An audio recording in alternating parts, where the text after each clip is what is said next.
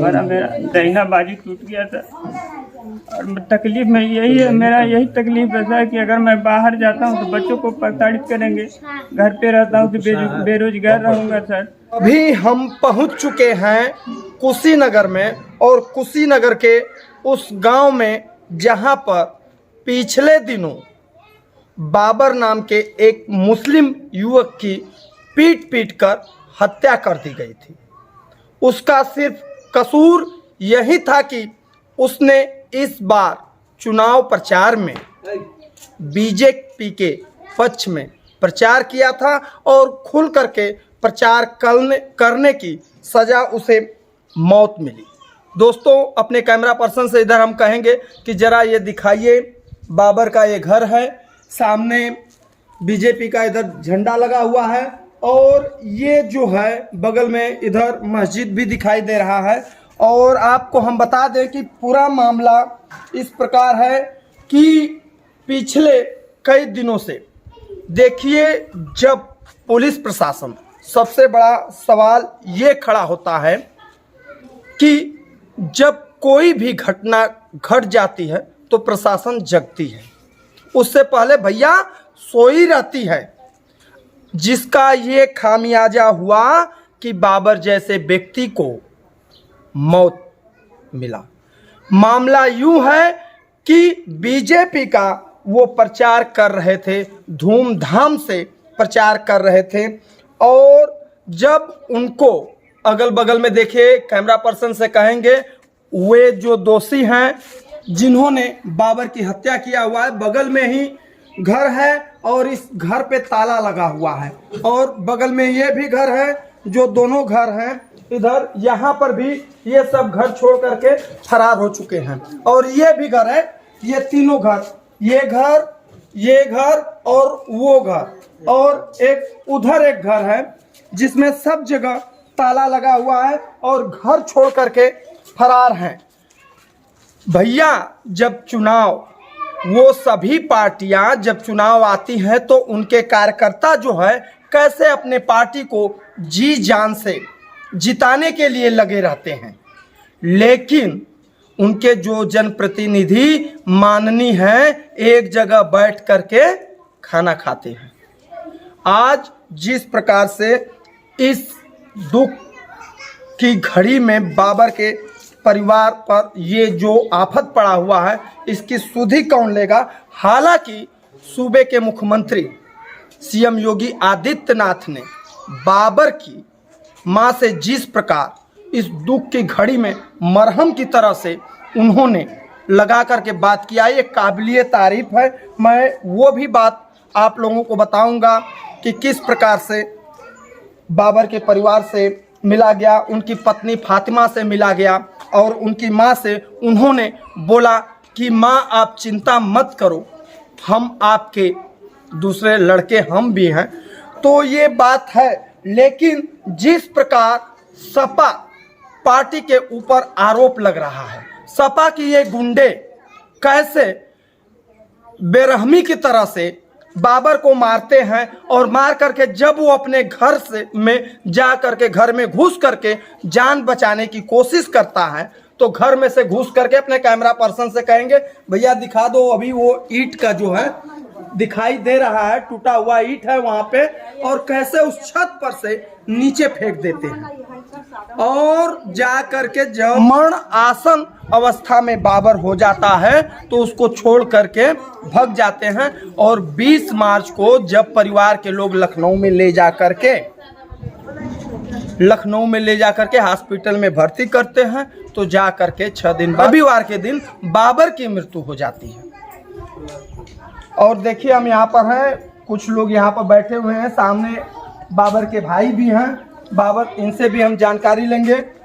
Sir, ये सब क्या मामला है पूरा, कैसे क्या चीज़ हुआ था, ये बताइए आप। सर, मामला तो यही है कि सर ये लोग जैसे ही चुनाव का जब टाइम आया तो हमारा भाई प्रचार करने लगा, और जिसके वजह से इन लोगों को खुनस इतना ज़्यादा बढ़ गया कि ये हैवानियत का रास्ता पकड़ लिए सर, और उसे बहुत दर्दनाक मौत दिए सर। अच्छा, इससे पहले जैसे प्रचार कर रहे थे जब, तो क्या उससे पहले बाबर को अंदेशा था कुछ कि मतलब ऐसे हमारे ऊपर मतलब इस तरह से धमकी भी मिल रही थी कि तुम तो मुस्लिम हो, अपनी पार्टी को देखो, काहे को बीजेपी का प्रचार करते हो, इस तरह से भी कुछ समस्याएं थी क्या उसके लिए? जी सर बिल्कुल। जैसे जब से चुनाव का माहौल आया सर, और वो खुल के प्रचार करने लगा तो उसको धमकी दिया जाने लगा। एक दिन उसके घर पे बहुत ज्यादा पथराव हुआ, जो पूरे मोहल्ले वाले लोग पथराव किए सर। पूरे मोहल्ले के लोग? जी, इधर जितने भी मतलब घर है सब घर के लोग पथराव किए। इधर जितने लोग हैं क्या किस पार्टी के और लोग थे? जी सर, सब साइकिल वाइकिल पे उड़ देते हैं सर, लेकिन कंफर्म नहीं बताते हैं सर कि मैं कौन से पार्टी पे उड़ देता हूँ। तो ये बाबर के ऊपर किस पार्टी के लिए दबाव बनाया जा रहा था? तो बाबर को यही बोला जा रहा था कि तुम साइकिल पे उड़ दो, हमारे साथ रहो। और बाबर बोला कि मैं जिसका खाया हूँ उसका ही गाऊंगा। और लॉकडाउन में जब इसके पास खेत बाड़ी ने, हमारे पास भी नहीं है सर, तो सरकार जो भी राशन पानी जो भी देती थी उससे बहुत खुश था, जिसके जरिए वो बोला कि मैं बीजेपी में इस बार मैं खुलकर आऊंगा। तो इसके लिए जब खुलकर आया तो सर उसके ऊपर ज्यादा सब लोगों का नजर हो गया, ईंट पथराव किए और वो हादसे से बच गया। फिर उसे मौका ढूंढने लगे, धमकी देने लगे, और धमकी देने के बाद फिर सर 20 तारीख के दिन जान से मार दिए सर। अच्छा, इससे पहले बाबर ने जी कहीं पुलिस प्रशासन से सुरक्षा के लिए गुहार लगाया था, कहीं एप्लीकेशन दिया था? जी सर, रामकोला थाना में भी दिए थे, एसपी कार्यालय और एसडीएम कार्यालय, महिला थाना, हर जगह वो एप्लीकेशन दिए और हर जगह दौड़े थे। मेरी जान को खतरा है, मुझे धमकी दी जा रही है सर। जी सर, ये लोग ऐसे मतलब जानवर हैवान है ये लोग कि थोड़ा सा भी कुछ भी मामला लेकर ये लड़ जाते थे और उसको बार बार प्रताड़ित करते थे सर, और लास्ट में उसको मौत के घाट उतार दिए सर। जब इन्होंने एप्लीकेशन दिया था पुलिस प्रशासन को तो क्या उस पर कोई कार्रवाई नहीं हुई? जी सर, कार्रवाई होती तो आज जान बच गया होता उनका, आज मरे नहीं होते। जी। सबसे भैया बड़ा सवाल ये है कि जिस प्रकार घटना घटा और बाबर के परिवार के लोगों ने जैसे ही एप्लीकेशन दिया, लेकिन ये बात सुनी नहीं गई, और घटना घटने के बाद जिस प्रकार से इस चुनावी रंजिश में बाबर को अपनी जान गंवाना पड़ा, तो इसके लिए यहाँ के जो जनप्रतिनिधि हैं क्या किए?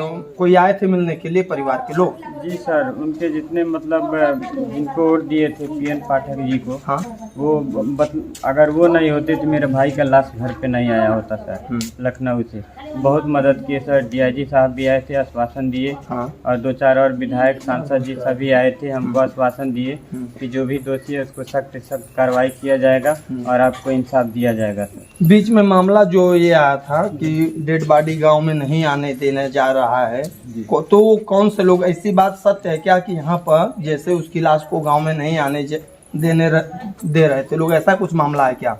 जी ऐसा नहीं था सर। जैसे हमारे भाई का डेड बॉडी आया तो सर कई लोग बोले कि तुरंत दफना दिया जाए, हम लोग बोले कि रात का टाइम है, हम लोग दफनाएंगे नहीं, और सुबह में हम लोग का जिस हिसाब से दफनाया जाता उसी हिसाब से हम लोग दफनाएंगे। अच्छा। तो गांव वाले जितने भी लोग थे वो सब आकर यहाँ पे इकट्ठा हुए, जमा हुए, बोले लाश नहीं जाने देंगे। क्यों? जब तक इनका मतलब जो भी कातिल है उसको पकड़ा नहीं जाएगा, हमको बताया नहीं जाएगा, इंसाफ नहीं मिलेगा। इसके 2 छोटे छोटे बच्चे हैं, इनको क्या होगा? अगर लाश दफना दिया जाएगा तो फिर बाद में इनको जो मिलना वो कुछ मिलेगा नहीं। इसलिए गांव वाले सब इकट्ठा हुए, ले जाने नहीं दे रहे थे। फिर एसपी साहब आए, विधायक जी आए और एसडीएम साहब आए, सब लोगों ने मिलजुल कर बताया, हमको आश्वासन दिया, फिर दफनाया गया। अच्छा, अभी जो है सरकार की तरफ से कुछ आश्वासन क्या क्या चीज हुआ है? जी सर, 2 लाख रुपया गया है, बाबर की जो पत्नी है उनके खाते में आया है सर, योगी जी के तरफ से। अच्छा। और हम लोग यही चाहते हैं कि सर हम लोग का परिवार बिखर गया है और उनके परिवार को कोई छोटा मोटा नौकरी मिल जाए ताकि पालन पोषण हो जाए बच्चों का सर। नहीं तो इतना बड़ा परिवार की जिम्मेदारी अकेले मैं नहीं सह पाऊँगा। और आप और कुछ कहना चाहेंगे? और क्या चीज़ है आपकी पीड़ा, और क्या है ये बताइए? पीड़ा तो बहुत दर्दनाक है सर, क्योंकि हमारा भाई जिस दिन से मरा मेरा दहिना बाजू टूट गया था। और तकलीफ में यही है, मेरा यही तकलीफ रहता है कि अगर मैं बाहर जाता हूँ तो बच्चों को प्रताड़ित करेंगे, घर पे रहता हूँ तो बेरोजगार रहूँगा सर।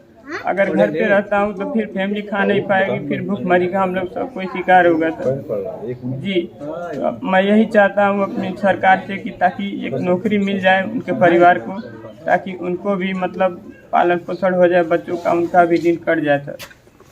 भैया सबसे बड़ा देखिए एक भाई का ये दर्द है, और जिस प्रकार से एक परिवार ने, एक महिला ने अपने पति को खोया है और एक माँ ने अपने बेटे को जिस प्रकार से खोया है, आज हमारी संवेदना इस परिवार के साथ है। और जहां तक है जिस प्रकार शासन प्रशासन लगा भी हुआ है, सूबे के मुख्यमंत्री माननीय योगी आदित्यनाथ जी ने जिस प्रकार से परिवार के लिए दरिया दिली दिखाया है कि माँ मैं भी आपका दूसरा बेटा हूं, तो इस भाई का जो दर्द था जरूर सरकार सुनेगी। कैमरा पर्सन बोधा जायसवाल के साथ राजन ओझा की रिपोर्ट। धन्यवाद।